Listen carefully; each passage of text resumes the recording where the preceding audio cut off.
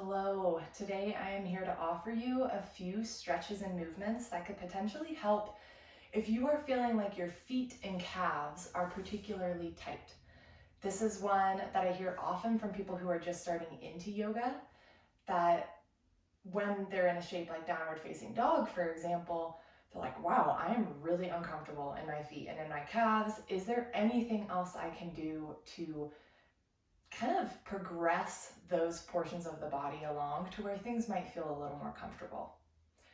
First of all, I want to say that if you're feeling discomfort, that is normal, okay? Discomfort is absolutely part of progressing through anything in yoga and kind of in life. However, if you're feeling pain, then there's probably something deeper at play.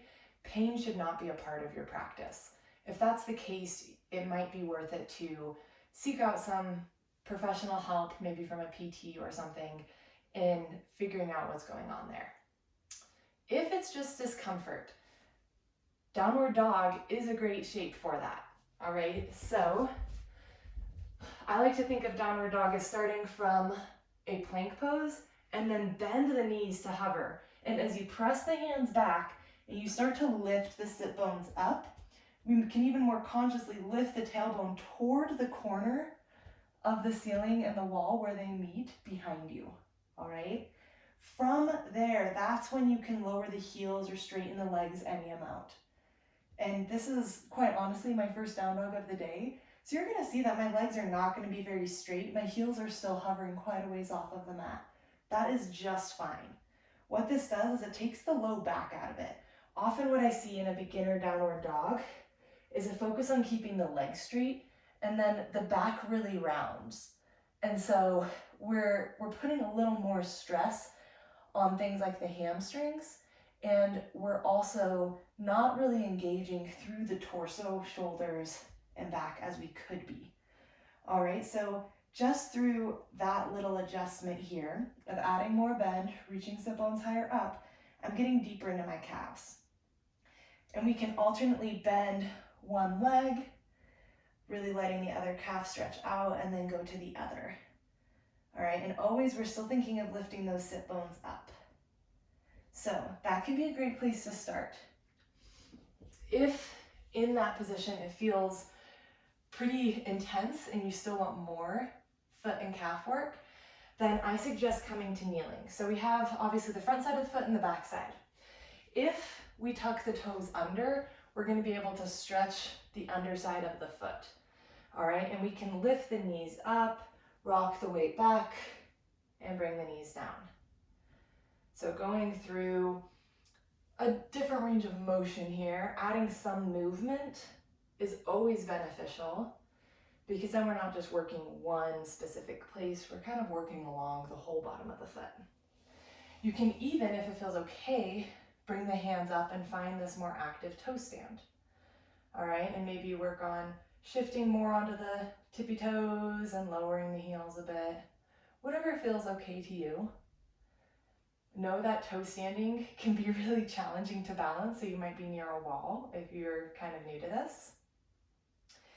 If this is something that you want to progress even further, you can add knee lowers. So working on symmetrically lowering the knees, and then lifting up to kneeling, and then reversing out of it, where you symmetrically lift the knees and draw the hips back under. All right, now those are both going to be good for both the bottoms of the feet as well as for the calves.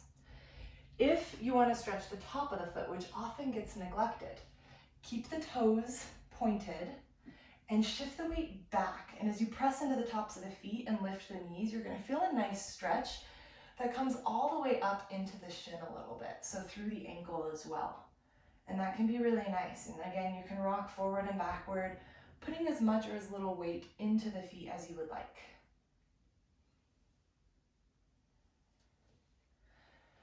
Another thing that we can do for the calves is to find our tabletop and then straighten one leg out, tuck the toes under, and kind of let the whole body rock back, reaching out of that back heel.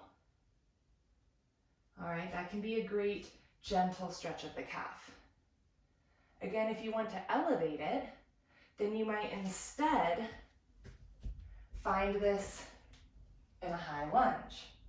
And we can start by really bending the back knee, drawing the back hip forward, front hip back, anchoring that tailbone straight down. And then from here, maybe we straighten the back leg any amount. All right? So we're just being as gentle with the leg as it wants. And of course, if you do it on one side, make sure to also do it on the other side, keeping things balanced. Now, the other thing I want to present to you is a roller. If you are familiar with this, you know that this is a device of torture in some ways, but in such a good way, the kind of good hurt, you know? Sometimes the muscles carry enough tension that stretching isn't quite enough. We need to add in some physical manipulation. We can, of course, self-massage, and it helps to have the leg really relaxed and then add in that element of self-massage, getting deep into the muscle. If you find a place of tension, allow yourself to just push into it with your thumb or forefinger and stay there for a bit. But this can be a great way to level that up. So when I roll my calves, I like to have the foot planted in front of me, and then I start on the side as far forward as I can get before it would be like just rolling on the shin bone, which is obviously undesirable and not necessary. And then I just work my way around. And again, if there's a spot that's really intense, it can feel hard. Sometimes it manifests almost as ticklishness. Sometimes it's just like, wow, there's a lot of sensation coming out of this right now.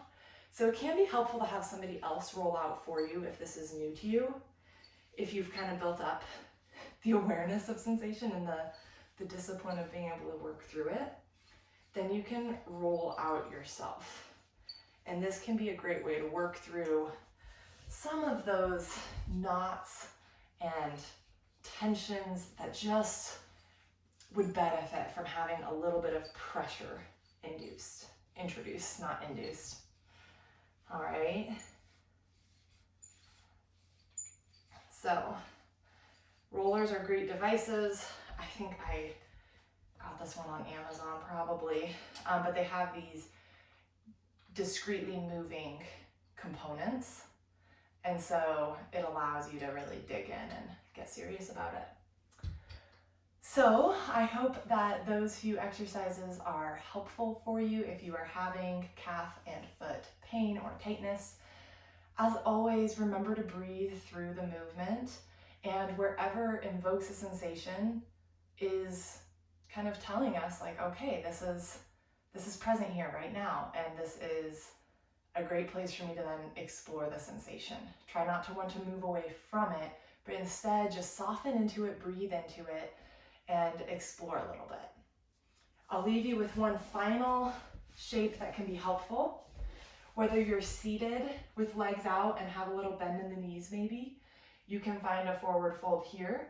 It can help to let the hands crawl up on the sides, reach the heart forward. So we have a really long spine instead of this rounded shape we often see.